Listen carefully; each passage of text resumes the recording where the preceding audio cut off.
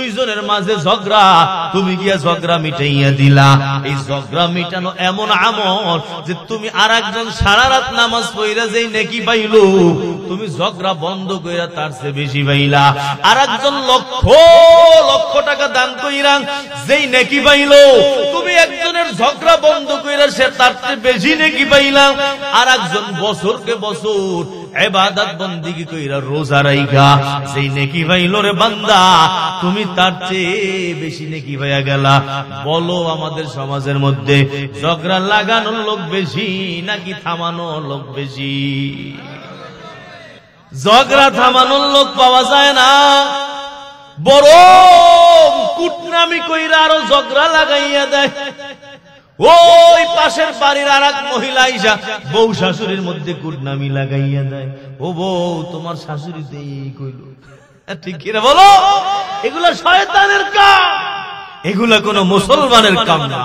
যারা এগুলা করে আমার নবী বলেন ওদের কিচ্ছু আমল থাকে না। এ ভাই, নবীর হাদিস সত্য নাকি মিথ্যা? নবীর হাদিস যদি সত্য হয়, যারা কুটনামি করে, যারা ঝগড়া লাগায়, যারা মানুষের মধ্যে বিভেদ সৃষ্টি করে, ওদের একটা আমলও থাকবে না। ওরা যত বড় বুজুর্গি দেখাক না কেন, যত বড় তাহাজ্জুদ গুজার হোক না কেন, আর যত বড় পর্দা নিশিন হোক না কেন, ঠিক কিনা জোরে কন? আজকে আমাদের সমাজে এইরকম মানুষ হাজার হাজার। রাসূল বলেন ঝগড়া থামাইলে এত ইবাদত, আর ঝগড়া লাগাইলে নেকি শেষ। ওয়াফাসাদু যাতিল বাইনি হিয়াল হালিকা, দুইজনের মাঝে যদি লাগাইয়া দাও তাহলে এটা তোমাকে হলক বানায়। হলক মানে মাথা চাচা।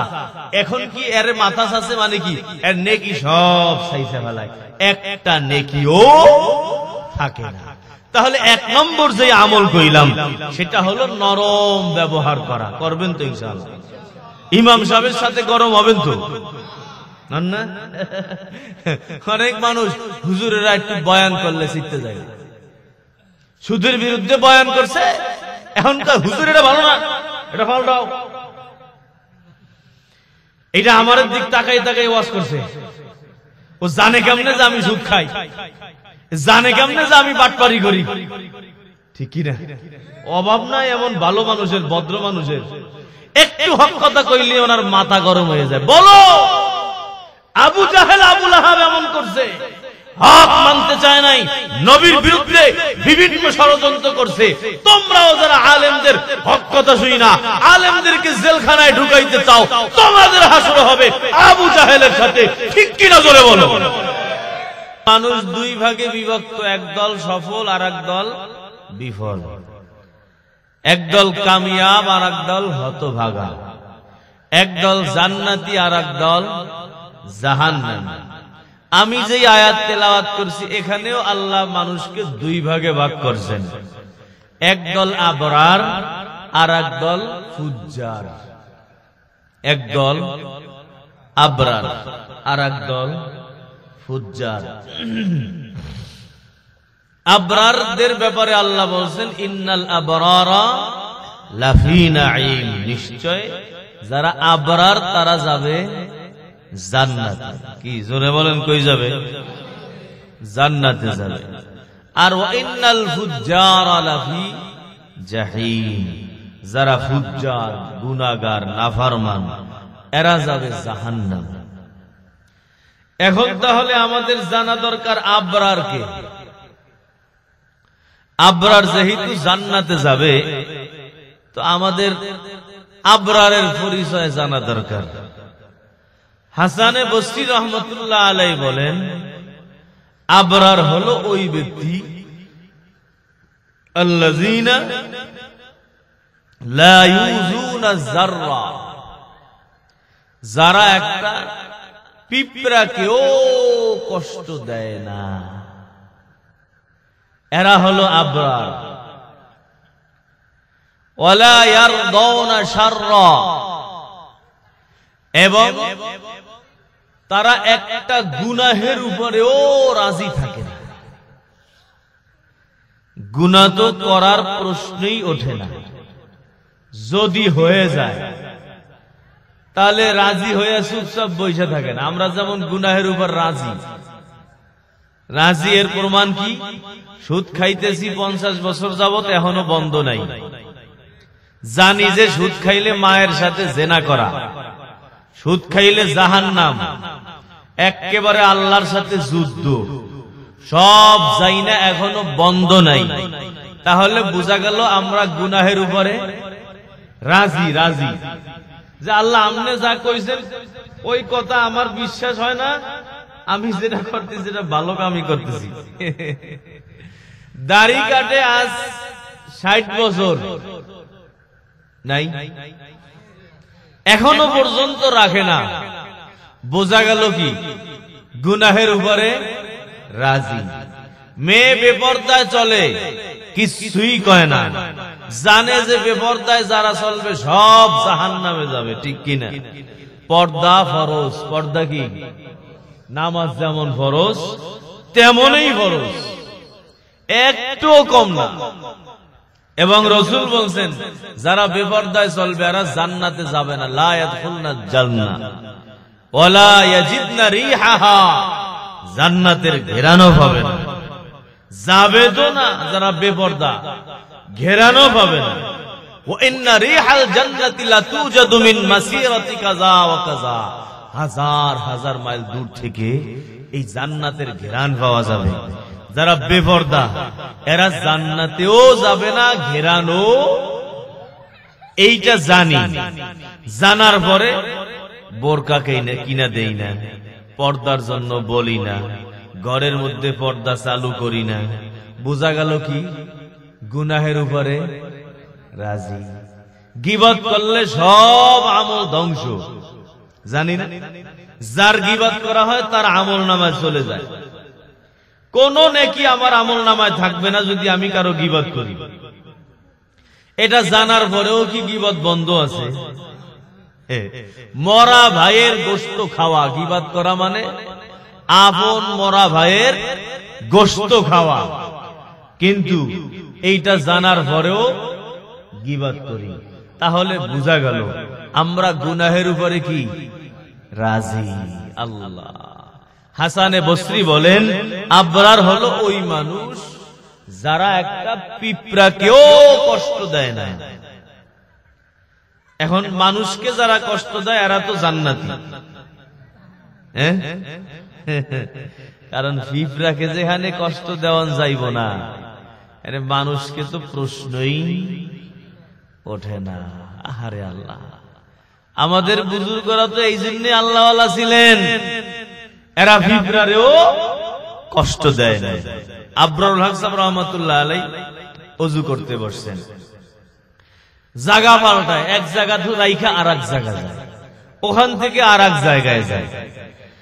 তো মুরিদেরা বলল যে হুজুর আপনাকে ওযুর পানি দিলাম, আপনি খালি পাল্টায়া পাল্টায়া জায়গা পাল্টান, কারণ কি? কয় শুনো, প্রথম যেখানে বসছি ওখানে দেখি পিঁপড়া, আমি ওযু করলে কষ্ট হবে, ওরা মারা যাবে, কষ্ট হবে, এই কষ্ট তো অনার্থক দেওয়া যাবে না। পিঁপড়ায় যদি আপনার ক্ষতি করে সেক্ষেত্রে মারা যায়, বাকি মারার ক্ষেত্রেও ভদ্রতা, সভ্যতা, নম্রতা, মনুষ্যত্ব বোধ রাইখা মারতে হবে। পিঁপড়ারে আগুন জ্বালাইয়া মারা যাবে? ওই যে আমরা মশা মারি না আগুন জ্বালাইয়া জ্বালাইয়া, হ্যাঁ, ব্যাট আছে না, ব্যাট, আগুন জ্বলে না, ওটার মধ্যে আগুন জ্বালাইয়া কোনো কিছু মারা যায়, এটাও কিন্তু ঠিক না, গুনাহ হয়। জবই করতে বলছেন, আল্লাহ অর্ডার দিয়েছেন জবই করো, কিন্তু জবইটাও তুমি সুন্দরভাবে করবা, যাতে কষ্ট না হয়। ভালো করে দাঁড়ায়া নাও, সুন্দর করে বেঁধে নাও, যাতে কষ্ট না হয়। এটা তোমার জন্য আল্লাহ হালাল করছেন, কিন্তু এই জন্য কষ্ট দেওয়া হালাল না। তো পিঁপড়াকেও কষ্ট দেয় নাই। বুখারী শরীফের রওয়ায়াত আছে যে একজন জান্নাতে গেছে, এক মহিলা, কেমনে? কুকুররে পানি খাওয়াইছে, জেনাকার মহিলা, গুনাহগার। দেখে কুকুর কুয়ার কাছে গেছে, পানি উঠাইতে পারে না, সে কি করছে? ওই নিজের জোতা খুইলা ওই কুয়া থেকে পানি উঠাইছে, উঠাইয়া কুকুররে খাওয়াইছে। নবী বলেন এই ছোট একটা আমলের কারণে বান্দা আল্লাহর ওই জাহান্নামী বান্দি যে জেনাকারী, কারিনি, সে সোজা জান্নাতে চলে গেছে। তাহলে এই পোকামাকড়, পিঁপড়া, হাইওয়ান, জানোয়ারের দাম আছে না নাই? আরে এক আলেম মারা গেছে, আমাদের আল্লামা মুফতি তাকি উসমানী দামাত বরকাতুহু এই ঘটনা বয়ান করেছে। ওই আলেম মারা যাওয়ার পরে আল্লাহ তার জন্য জান্নাতের ফয়সালা করেছেন। এখন আল্লাহ জিজ্ঞাসা, ও হুজুর সাহেব, আমনের যে আমি জান্নাত দিলাম কেন দিছি জানেননি? কয় আল্লাহ, আমি তো অনেক কিতাবাদি লিখছি, ছাত্র পড়াইছি, বয়ান করছি, দিনের দিকে ডাকছি, অনেক কিতাব রচনা করাইছি, হয়তো ভাই আমলের কারণে জান্নাত পাইছি। আল্লাহকে জিনা একটার কারণেও পান নাই, তাহলে কোন কারণে আল্লাহ পাইলাম? কয় ওই যে বান্দা, তুমি কিতাব লিখতে একদিন গেছিলে, দোয়াত কালি দিয়া কিতাব লেখতা, ওই কুঞ্চির কলমটাকে কালির মধ্যে তুমি চুবাইছিলা, উঠাইছো লেখার জন্য, হঠাৎ একটা পিপাসার্থ মাছি আইসা তোমার কলমের মাথায় বৈশা বৈশা কালি খাইছে। তুমি এইটা দেখছো, দেখা কলমটার লড়াও নাই, লেখা শুরু করো নাই, ওকে কালি খাওয়ার সুযোগ দিছো। যখন ও শেষ করছে খাওয়া, তখন তুমি লেখছো, এ বান্দা, তোমার এই আমলটা ছিল একমাত্র আমার জন্য। এই সামান্য আমলের কারণে আজকে আমি তোমাকে জান্নাত দিয়ে দিলাম।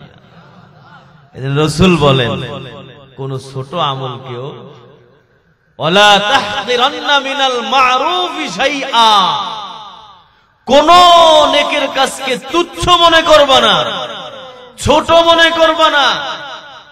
এই যে মাছির কোন ভ্যালু আছে, এই মাছির একটু কালি খাওয়াইয়া যদি জান্নাতে যাওয়া যায়, তাহলে মানুষকে খাওয়াইলে জান্নাত পাওয়া যাবে না? কিন্তু আমরা কি মানুষকে খাওয়াইতেও কিনা রাজি না। এই হাসানে বসরি বলেন যে আবরার যারা, তারা জান্নাতে যাবে। আবরার কারা? এরা পিঁপড়া কেউ কষ্ট দেয় না। যেমন আমাদের দাদা পীর যে হাকিম মোহাম্মদ আখতার রহমাতুল্লাহ আলাইহি বলেন, আমার শায়েখ আল্লামা আব্দুল গফফার দামাত বরকাতুহু চেনেন? আপনারা জানেন না? নগরকান্দা, ফরিদপুর, হযরতের এই দক্ষিণবঙ্গে তো অনেক মানুষ ওখানে যায়। আপনারা এখানে একজনও চেনেন না হযরতকে?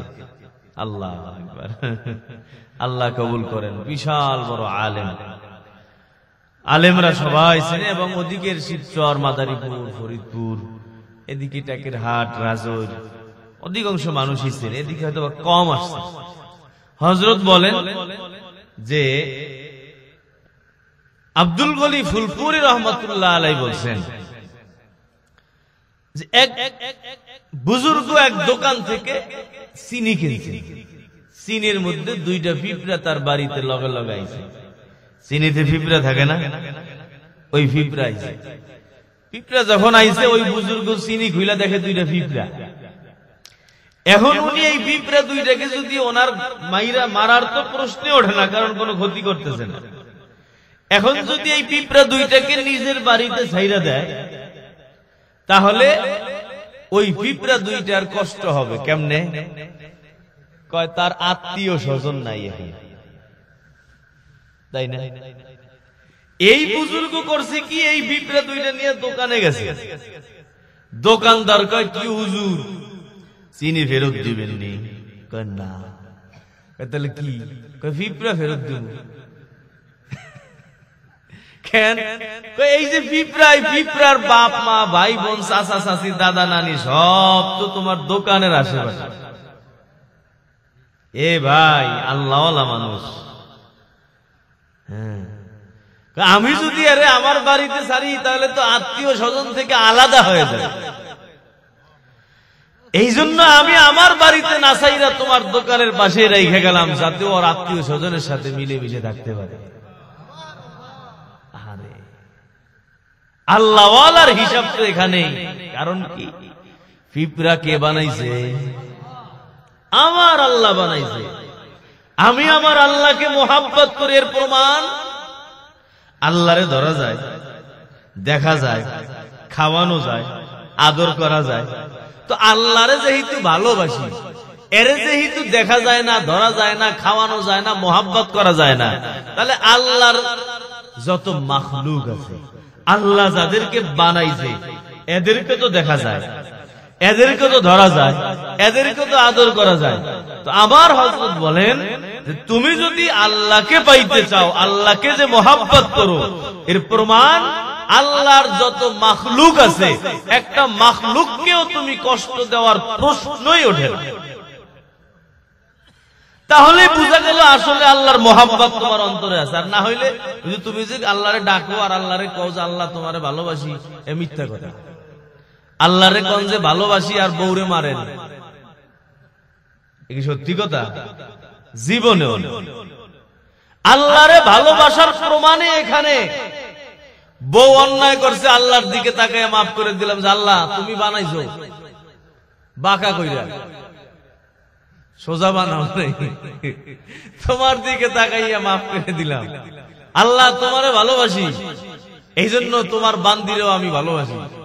যতই বাকামি আমার লাগে করুক না কেন, কিছু কইতাম না আমি। সুবহানাল্লাহ। পারবেন? এখানে তো পারতেন না, এদিকে লাডি সোডা নিয়ে। হ্যাঁ, এইভাবেই বুজুর্গরা বুজুর্গ হইছে। আমাদের এক বুজুর্গ অনেক বড় আল্লাহওয়ালা, ওই বুজুর্গের কাছে এক মুরিদ আইছে প্রায় 1000 কিলোমিটার দূরে। বাসায় আইসা কয় হুজুরে আসেনি। কয় কেডা হুজুর? বন্ড। কয় মানে? কয় আমার হযরত। কে হযরত? বাটপার। জামাইরে গাইলায় বউ। মুরিদের মনটা খারাপ হয়ে গেছে, এত দূরের তো শুই না আইলাম, এত বড় আল্লাহওয়ালার নাম, বৌদি কয় বাটপার। এখন কি করা? উনি মনটা খারাপ করে যাওয়া লইছে। এলাকার লোকজন কয় কি ও মন খারাপ? কয় হ। কি হইছে? কয় বউ কয় বাটপার। আমি তো শুনছি ভালো। কয় ভালো, তুমি যাইও না, এমনি ভালো, বউটা ভালো না। তুমি যাও, ওই যে বাগান থেকে দেখবা উনি আসতেছে কাঠ নিয়ে। তো বাগানের দিকে আগাইছে, আগাইয়া দেখে আল্লাহ, বাগানের থেকে কাঠ সংগ্রহ কইরা একটা বাঘের উপরে কাঠ নিয়ে, হাতের মধ্যে একটা লাঠি, লাঠি হলো সাপের লাঠি, সাপ দিয়ে লাঠি বানাইছে, আর বাঘের উপরে কাঠ নিচে নিজে ওরছে বাঘের উপরে। ওরে সুবহানাল্লাহ, এই বাগানে তাইতেছে। এখন ওই যুবক দেখা তো কয় না, আসলেই তো আল্লাহওয়ালা, নাইলে তো অবস্থা। পরে ওই বুজুর্গ কয় কি ও মনটা খারাপ নেই? কয় হ। কেন বাসায় বকা যাওয়া করছে? কয় হ। কয় এমনই, মন খারাপ করো না। এর সোহবত নিয়ে চলে গেছে। আবার অনেকদিন পর আইছে। অনেকদিন পর আসার পরে বাসায় জিগাইছে হুজুর আসেনি। এখন বাসার থেকে কয় হ হুজুর আছে, আপনি বসেন, এত ভালো মানুষের কাছে আপনি আইছেন, এর মতো মানুষ হয় না, আল্লাহওয়ালা মানুষ, জান্নাতি মানুষ, আমার কপালটা বড় ভালো, এমন একটা স্বামী আমি পাইছি। এখন মুরিদ দেখো কি ও কি ফেরেশতা হয়ে গেল নি? আগের বার কি বকা জকা করলো, আর এইবার আইসা কয় ভালো মানুষ, আল্লাহওয়ালা মানুষ, আপনি ভালো জায়গায় আইছেন।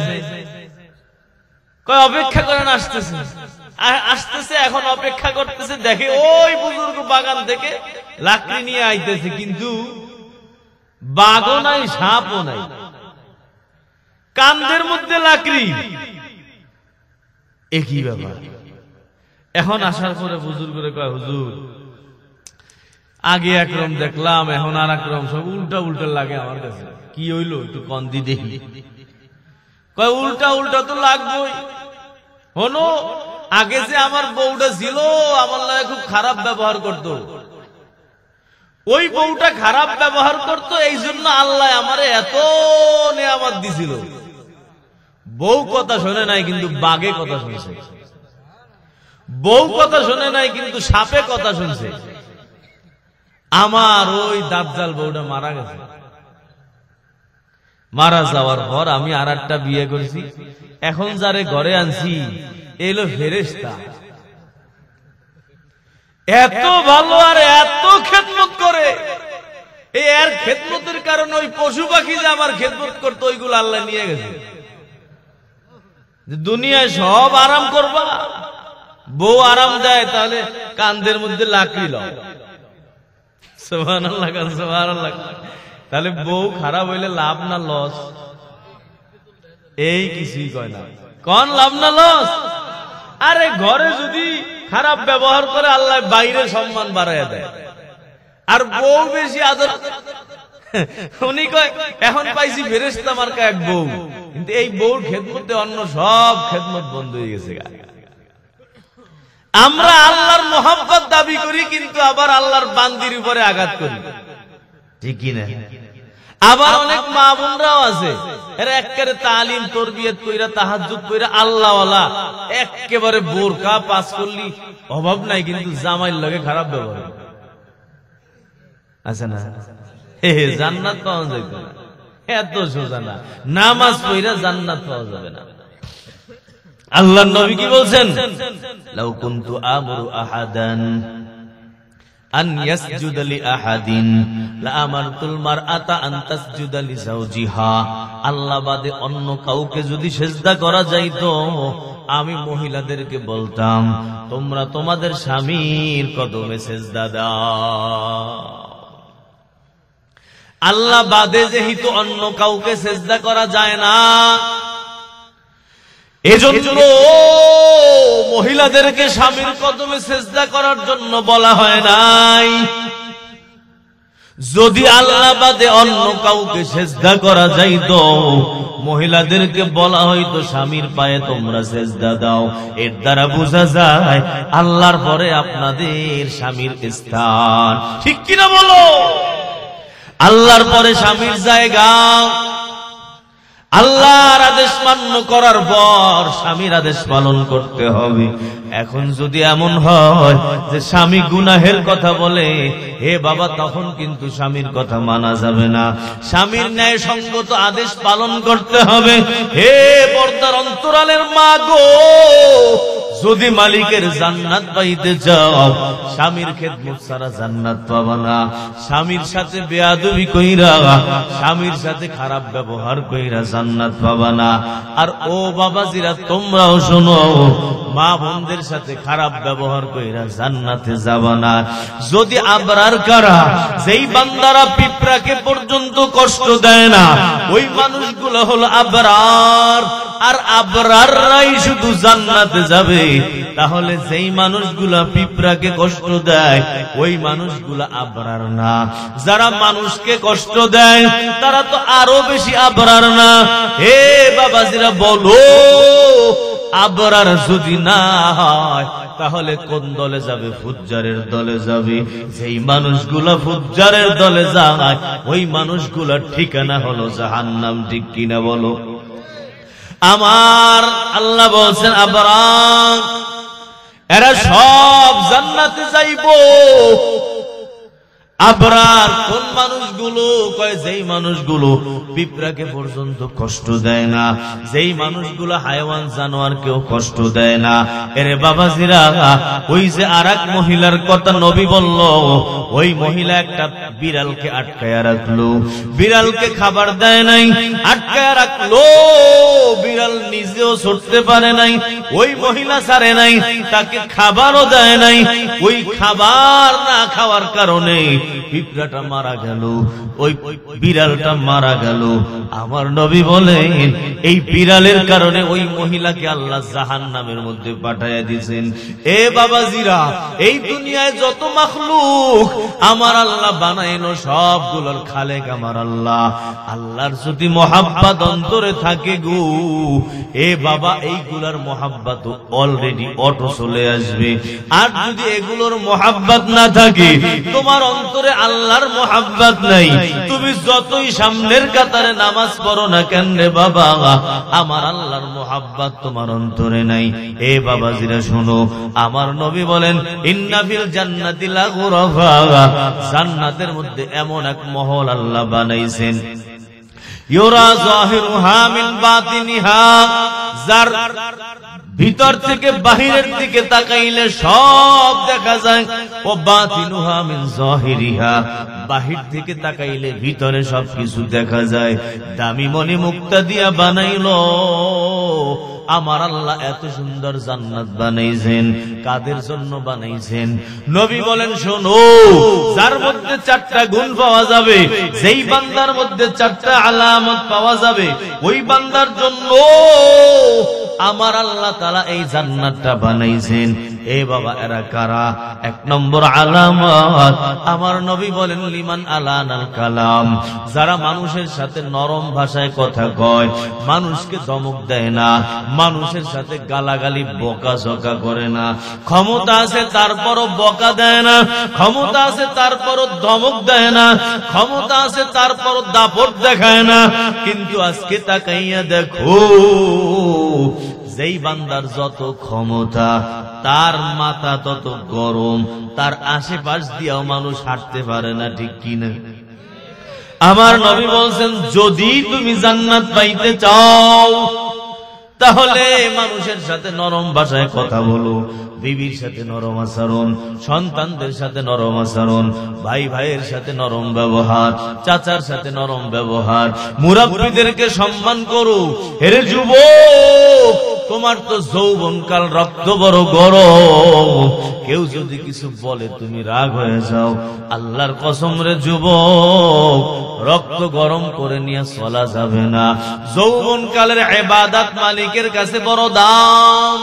ওই মালিকের জান্নাত যদি পাইতে চাও, যৌবনকালে ইবাদত করতে হবে, যৌবনকালে গুনাহ থেকে বাঁচতে হবে, নাফরমানি থেকে বাঁচবা, আমার আল্লাহ তোমাকে জান্নাতের মালিক বানাবে।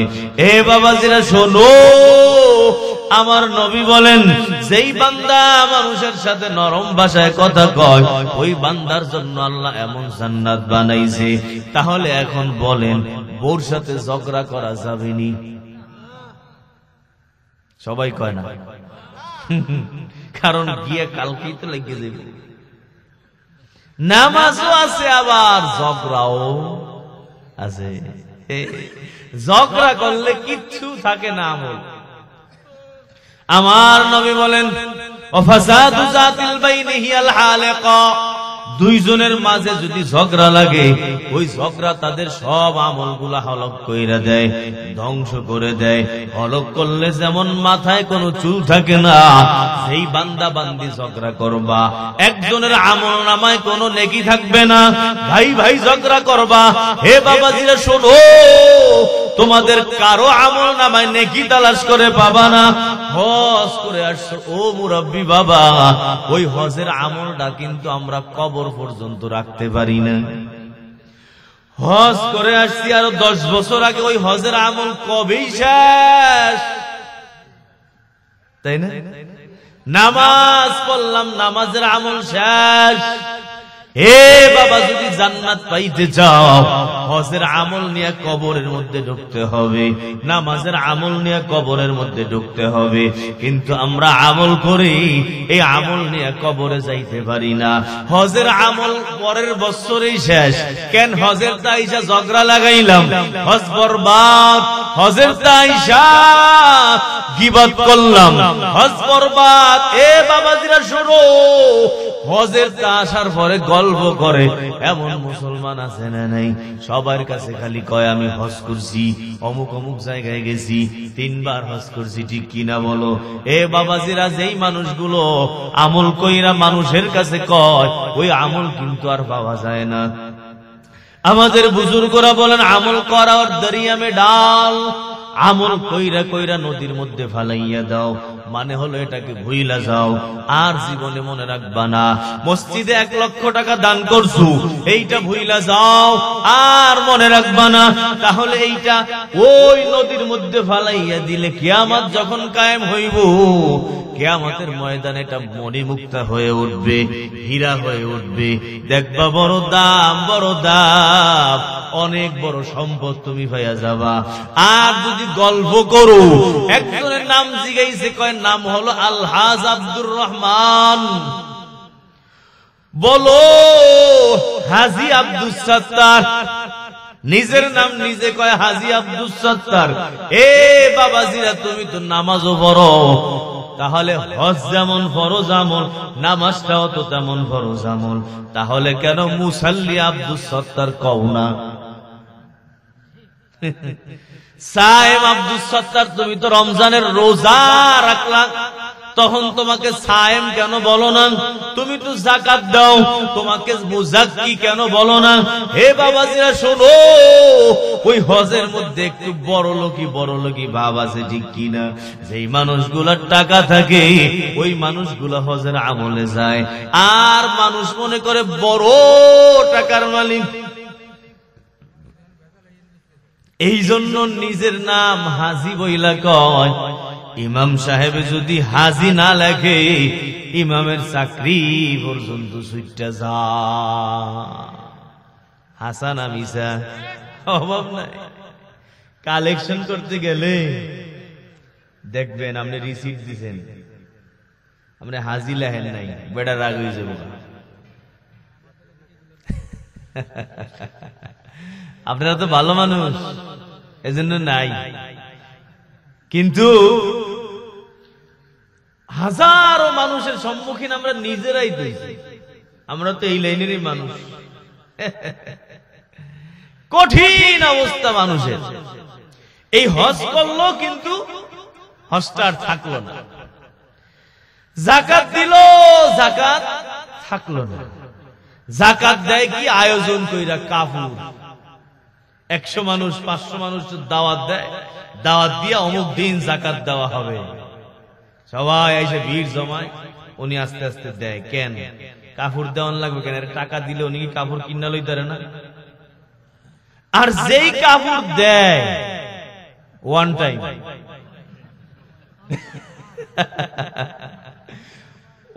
আপনাদের কথা কই না, আপনারা সব ভালো মানুষ, ওই অন্য জায়গার কথা কইতেছি। ওয়ান টাইম কাপড়। এই দেখবেন দোকানের মধ্যে লেখা আছে যাকাতের কাপড় পাওয়া যায় এখানে। আচ্ছা বলেন, যাকাতের কাপড়ের কি মেশিন আলাদা? এটির কি ফ্যাক্টরি আলাদা? তাহলে এখানে কেন লেখা হবে যে এখানে যাকাতের কাপড় পাওয়া যায়? আরে তাহলে যত নিম্নমানের আছে একবার ধোয়ার পর এটা শেষ। এই কাপড় দিয়া নাম বুড়ায় হাজারো মানুষ আছে। এগুলো যাকাতের টাকা আনতে গিয়া পায়ের নিচে চাপা খেয়া মারা গেছে। এই বাংলাদেশে অনেক ইতিহাস আছে। হাজার হাজার মানুষের দাওয়াত দিছে, ওই কে কার আগে নেবে, পায়ের নিচে বেরা মানুষ মারা গেছে। ওনার এই ফরজ আমল কে করতে গেছিল এইভাবে? কেন তুমি গোপনে গোপনে মানুষ, গরিব মানুষগুলোর যাকাত দিলে সমস্যা কি ছিল?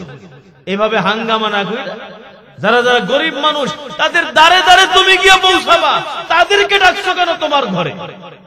ঠিক কিনা বলেন?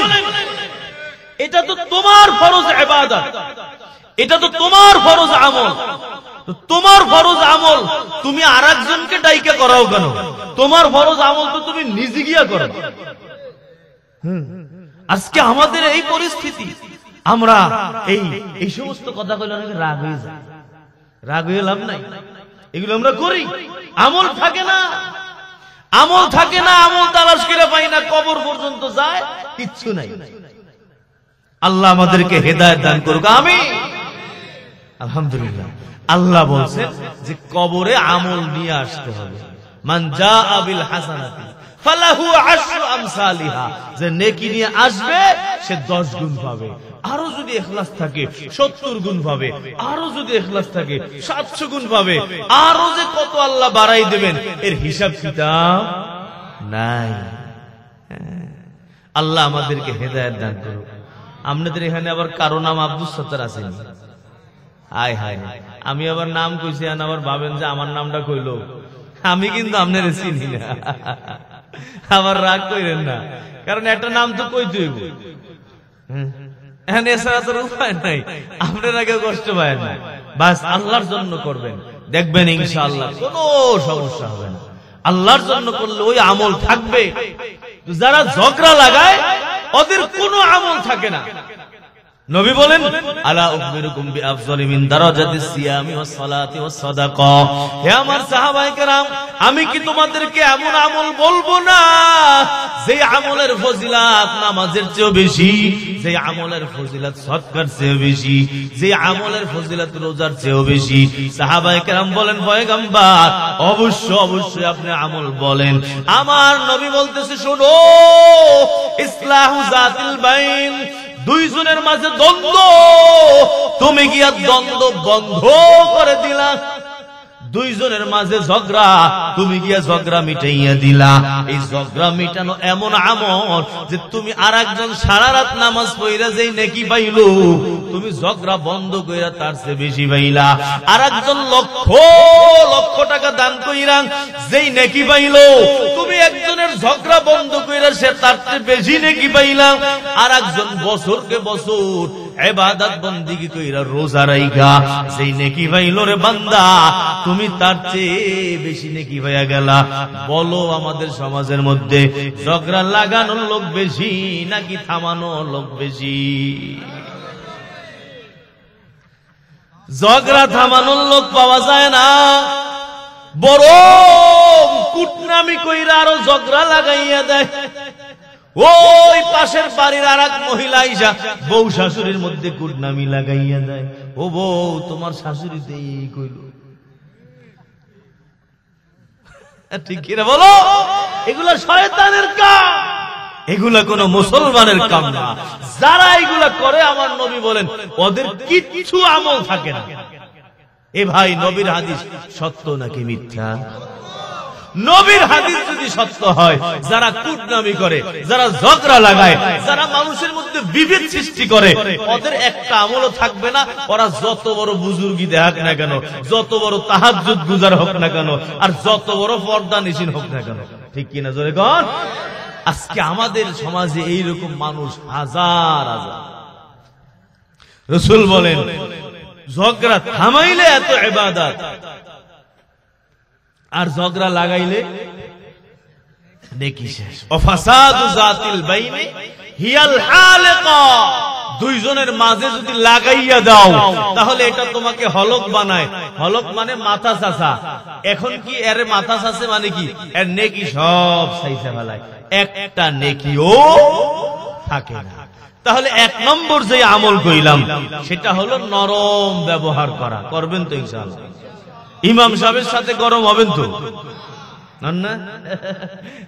অনেক মানুষ হুজুরেরা একটু বয়ান করলে শিখতে যায়, সুদের বিরুদ্ধে বয়ান করছে, এখনকার হুজুর এটা ভালো না, এটা পাল্টাও। এটা আমার দিক তাকাই তাকাই ওয়াজ করছে। ও জানে কেমনে যে আমি সুদ খাই, জানে কেমনে যে আমি বাটপারি করি। ঠিক কি না? অভাব নাই এমন ভালো মানুষের, ভদ্র মানুষের। একটু হক কথা কইলে ওনার মাথা গরম হয়ে যায়। বলো, আবু জাহেল আবু লাহাব এমন করছে, হক মানতে চায় নাই, নবীর বিরুদ্ধে বিভিন্ন ষড়যন্ত্র করছে। তোমরাও যারা আলেমদের হক কথা শুই না, আলেমদেরকে জেলখানায় ঢুকাইতে চাও, তোমাদের হাসর হবে আবু জাহেলের সাথে। ঠিক কিনা জোরে বলো? আমার বাড়ি কিন্তু জানেন না মানে বান্দাবাড়ি। বান্দাবাড়ি বাড়ি আমনে আওয়ামী লীগ আমি হচ্ছে সারা দেশ অন্যদিক গেছে, খালি গোপালগঞ্জ কোটালি ফেরা এরা আওয়ামী লীগ, তাই না? আমি তো সবখানে কই যেখানে জন্মই হয় আওয়ামী লীগ, জন্মের পরে আওয়ামী লীগ। বলেন যেই হুজুর গুলারে জেলে দিছে, ওই হুজুর গুলা কি চুরি করছে? ওরা কি জেনা করছে, ডাকাতি করছে, সুদ খাইছে, ঘুষ খাইছে? কি অপরাধ? কোন কোন? হ্যাঁ, এরা শুধু আওয়ামী লীগ সরকার না, সব সরকার আলেমদের জেলখানায় ঢুকাইছে। এই বাংলাদেশের যত সরকার আছে একজনও বাদ দেয় নাই। সাইকুল হাদিস আজিজুল হক সাহেবের জেলখানায় ঢুকাইছে। বুড়া মানুষটারে অজুর পানি দেয় না জেলখানায় অজু করতে। অপরাধ কি? চুরি করছে কারো বাড়িতে গিয়া? হ্যাঁ, শুধু অপরাধ এইটাই, হক কথা কইছে আর মাথা গরম হয়ে গেছে। যেই হুজুর তোমার জাহান্নাম থেকে বাঁচাইতে চাইছে, বলেন হুজুররা যে বলে সরকার সাহেব আপনি এই পথে যায়েন না, গেলে জাহান্নামে যাবেন, আপনি এই আইন করছেন, এই আইন জাহান্নামের রাস্তা, আমরা আপনার জান্নাতে নিতে চাই, অমনি সরকার সাহেব কয় এই হুজুরটা ভালো না। ঠিক কিনা বলেন?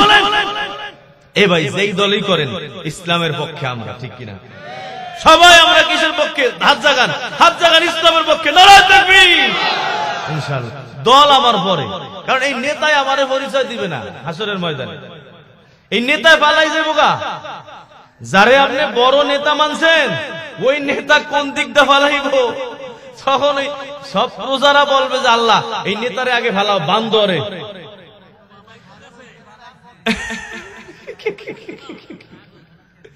নেতায় আমাকে রাইখে যাইব গা, তখন সবাই আল্লাহর কাছে হাসরের ময়দানে কইব যে আল্লাহ এটারে আগে বান্ধো, ও আমাদেরকে উল্টা পথ দেখাইয়া ও নিজে ফালাইছে, ওরে আগে ধরো ভালো করে।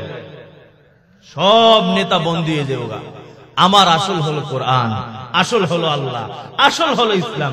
এরপরে আমি আওয়ামী লীগ, এরপরে আমি বিএনপি, এরপরে আপনি যেটা করেন করেন, ঠিক না?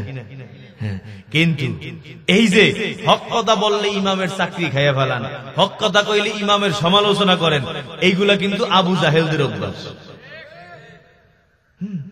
প্রত্যেকটা অধিকাংশ মসজিদের মধ্যে কিছু মানুষ এমন পাওয়া যায়, হুজুর বয়ান একটা দিছে, নাইম নাই শুরু করছে, যে ওয়াজ আর পায় না, ওয়াজ করছে একখান। রাগ করেন না ভাই, এগুলো অ্যান্টিবায়োটিক ঔষধ। এই অ্যান্টিবায়োটিক যদি খাইতে পারেন তাহলে রোগ ভালোই যাবে, আর যদি অ্যান্টিবায়োটিক হজম না হয়, ওই যে অ্যাকশনে যান, তাহলে অবস্থা বেতাল, তাহলে ক্যান্সারে মারা যাবে। এই শোনেন, ডাক্তারে কি করে? কলিজা বুক ফাইটা ফুইটা ওপেন হার্ট সার্জারি করে কলিজা মলিজা বাই কইরা ধুইয়া মুইয়া পরে পরিষ্কার করে আবার ঢুকায়, তাই না? ওপেন হার্ট সার্জারি, ব্লক মলক ঠিক করে, এরপর আবার ঢুকায়। বলেন এই ডাক্তাররে কি বকাঝকা করেননি? কেন? উনি তো আপনার কাইটটা ফালাইলো, দুই ভাগ করে ফালাইলো, ওনার একটা বকা দেন না কেন? আরো উল্টা টাকা দেয় যে আপনার 5 লক্ষ টাকা দিব, আমারে কাইটটা মাইটটা কলজা বাই করে ধুইয়া মুইসা ঢুকাই দেন। ডাক্তারে অপারেশন সাকসেস, থ্যাংক ইউ। হুজুরে অপারেশন করতে গেলে এই হুজুরের বিরুদ্ধে লেগে যায়। এই ডাক্তারেরা অপারেশন কইরা আপনার দুনিয়ার জীবন বাঁচায়, আর হুজুরেরা অপারেশন কইরা আপনার আখেরাতের জীবন বাঁচায়। আরে আফসোস, দুনিয়া বড় নাকি আখেরাত বড়? এত জীবনের আখেরাত, এখানে তারা জাহান্নাম থেকে বাঁচাইতে গেল, আর আপনি তাদের বিরুদ্ধে গিয়া তাদের বিরুদ্ধে যত সমালোচনা গীবত শিকায়েত কইরা হুজুরদারে বিদায় করে দেয়। মুরগি জবাই দিতে মসজিদে আসে কেরানীগঞ্জ, মুরগি জবাই দিতে মসজিদে আইছে, আইসা দেয় ইমাম সাহেব হুজুর জানি কই গেছে। কয় ইমাম সাহেবের চাকরি শেষ। কেন? মুরগি জবাই দিতে ওনারা ভাই নেই। আমি নিজে সাক্ষী, নিজে, এটা শোনা কথা না। আমি 1 বছর ওই কেরানীগঞ্জে পড়ছি, ওইখানের এই অবস্থা। একটা ছোট খালে বলেন মুরগি জবাই দিতে ইমামরে রাখছেন। হ্যাঁ, ইমাম হলো নেতা। এই নেতা আপনাদের সবার চেয়ে বড়, এই জন্যই তারা সবাই সামনে দিয়া এর পিছনে নামাজে দাঁড়াইছে, ঠিক কিনা বলেন? নেতা বানাইছে, আবার পিছনে বসে বসে সমালোচনা করেন, তাহলে কিসের নেতা আপনি বানাই?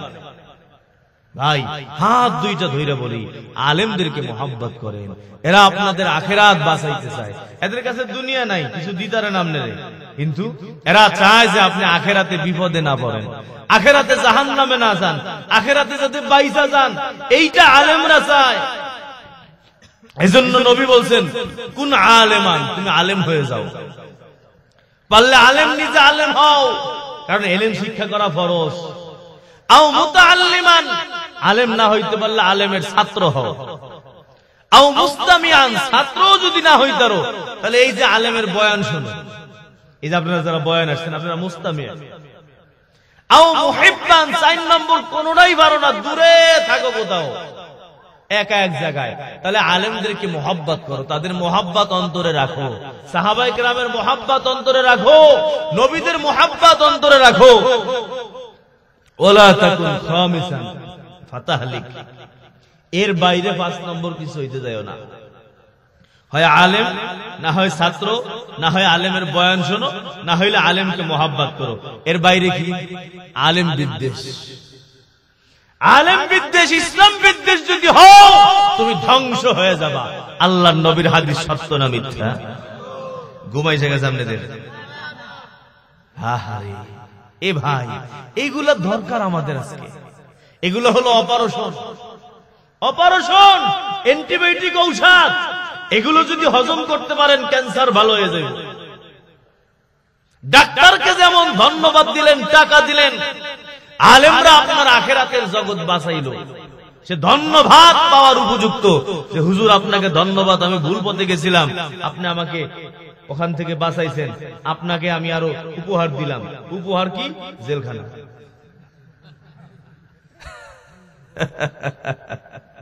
আরে আল্লাহ, আল্লাহ আমাদের সহি বুঝ দান করেন, সহি বুঝ দান করেন, আমিন। এজন্য ঝগড়া লাগানো আমরা আল্লাহর কাছে ওয়াদা করি। হাত জাগান, নারায়ে তাকবীর। আল্লাহ বলেন, আল্লাহ আজকের থেকে আমরা আর জীবনেও ঝগড়া করব না, দুইজনের মাঝে ঝগড়া লাগাবো না। আমাদেরকে তুমি এই ওয়াদার উপর থাকার তৌফিক দাও, আমিন। এ ভাই থাকতে হলে লাভ না? আল্লাহ অনেক লাভ, অনেক লাভ। একটা গুনাহ হবে না, একবারে জান্নাতে যাবেন। নবীর চরিত্র এইটা। নবী এমন মানুষ ছিলেন, এই বুড়ি নবীর পথের মধ্যে কাঁটা দিয়ে রাখছেন। আল্লাহর নবী একদিন দেখে কাঁটা নাই, তাড়াতাড়ি নবী ওই বুড়ির বাড়িতে গেছে। কি ব্যাপার, কাঁটা নাই কেন? বুড়ি কি অসুস্থ হয়ে গেল নি? গিয়া দেখে অসুস্থ হয়ে গেছে। নবী গিয়া খেদমত করা শুরু করছে। এবার এটাই তো নবীর চরিত্র। আমরা তো ওই নবীর উম্মত, আমরা তো ওই নবীর সুপারিশে জান্নাতে যাব। তো নবী যখন দেখবে যে আমার উম্মতরে বাটপার, ও আমি যা যা আখলাক রাইখাছি মানে নাই, তখন তো নবী সুপারিশ করবে না, করবে না। হাউজে কাউসারের পানি খাওয়াবে না, না খাইলে তো জাহান্নামে যাইতে হইবে। আল্লাহ আমাদেরকে হেদায়েত দান করেন ইনশাআল্লাহ। ওয়াজ শুধু শোনার না, আমলের। লিখবেন, ডায়েরির মধ্যে গিয়া লিখবেন, অত তারিখে অমুক হুজুর এই বয়ানটা করছে, এটা শুনছি, আমি এখন থেকে আমল শুরু করলাম ইনশাআল্লাহ। তাহলে মনে থাকবে। আর খালি কইলাম যে সেই ওয়াজ হইছে, কি কিছুই জানি না, তাহলে হইব মনে রাখতে হইব, মুখস্থ করতে হইব, আমল করতে হইব। 1 নম্বর নরম হয়ে যাও, তাহলে জান্নাত পাওয়া যাবে। নবী বলেন 2 নম্বর আতামাত তুআম। এই জান্নাত আল্লাহ কাদের জন্য বানাইছেন? কয় যারা মানুষদেরকে দাওয়াত দিয়া দিয়া খানা খাওয়ায়, মানুষদেরকে দাওয়াত দেয়, ফি সাবিলিল্লাহ খাওয়ায়। দুনিয়ার কোনো ধান্দা নাই, দুনিয়ার কোনো স্বার্থ নাই, দুনিয়ার কোনো উদ্দেশ্য নাই। খাওয়াইয়া টাকা তো রাখে না, বরং আরো উল্টা দিয়া দেয়। কিন্তু তাকাইয়া দেখো আমাদের সমাজের অবস্থা কি। দাওয়াত দিয়া খাওয়ায় আর দান বাক্স নিয়ে বইসা থাকে, কিছু দিয়া যায়। মাইয়ার বিয়া, পোলার বিয়া, দাওয়াত। শহরে এমন মানুষের অভাব নাই, দাওয়াত দিল, কাট দিল মানে হলো 5,000 টাকা নাই। যেই বান্দারে দাওয়াত দিল ওই বান্দাও টেনশনের মধ্যে পইরা যায়। এরে বাবাজিরা, টাকা নাই, আর এক জায়গা থেকে আইনা তারপর বিয়া খাইতে যায়। না খাইতে গেলেও সমস্যা, খাইতে গিয়া না দিলেও সমস্যা। ঠিক কিনা জোরে কও?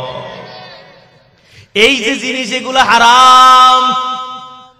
এ বাবাজিরা, তোমার মেয়েটা বিবাহ দাও, আল্লাহর দিকে তাকাইয়া একটু মানুষের যদি খাওয়াইতে পারো আলহামদুলিল্লাহ, আর যদি না খাওয়াইতে পারো কোনো সমস্যা নাই। মেয়ের বাড়ি কোনো অনুষ্ঠান নাই, চাপ দিয়া অনুষ্ঠান করানো যাবে না। মেয়ের বাবাই যদি ইচ্ছাকৃত ভাবে মানুষদেরকে দাওয়াত দিয়ে খাওয়াইতে চায়, মানুষদেরকে দাওয়াত দিয়ে খাওয়াবে, কিন্তু টাকা রাখার কোনো প্রশ্ন নাই। এরে বাবাজিরা, আমার নবীর জীবনের দিকে তাকাইয়া দেখো, আমার নবী খাওয়াইয়া কারো কাছ থেকে টাকা রাখে নাই, আমার নবী খাওয়াইয়া কারো কাছ থেকে হাদিয়া রাখেন নাই, আমার নবী খাওয়াইয়া উল্টা আরো মানুষকে হাদিয়া দিয়ে দিয়েছেন। আমার নবীর সুন্নাত, যেই মানুষটাকে খাওয়াবা তার হাতের মধ্যে কিছু দিয়ে দিবা, হয় একটা মেসওয়াক দাও, না হয় একটা তসবিহ দাও, না হয় 2টা টাকা দাও। এ বাবাজিরা, এটা আমার পয়গম্বরের সুন্নাত, আমার নবীর আদর্শ। কিন্তু আমরা নবীর উম্মত, আমরা নবীর আদর্শ বাদ দিয়া আমরা হিন্দুদের আদর্শ গ্রহণ করলাম, আমরা বিধর্মীদের আদর্শ গ্রহণ করলাম। বলো, নবীর মেয়ের বিবাহে খাওয়াইয়া নবী টাকা রাখছেনি? এ বাবা, রাগ করবা না, রাগ করবা না। অ্যান্টিবায়োটিক ঔষধ খাবারে বাবা, তাহলে হেদায়েত পাবা। হেদায়েত পাইতে হলে এই কড়া কড়া কথাগুলো শুনতে হয়। আজকে তুমি মুসলমান, নবীর আদর্শের মধ্যে যেই কাজ নাই ওই কাজ তোমার জীবনের মধ্যে পাওয়া যায়। এই জন্যই তো মেয়ের বিবাহ থাকে না, ঠিক কিনা বলো?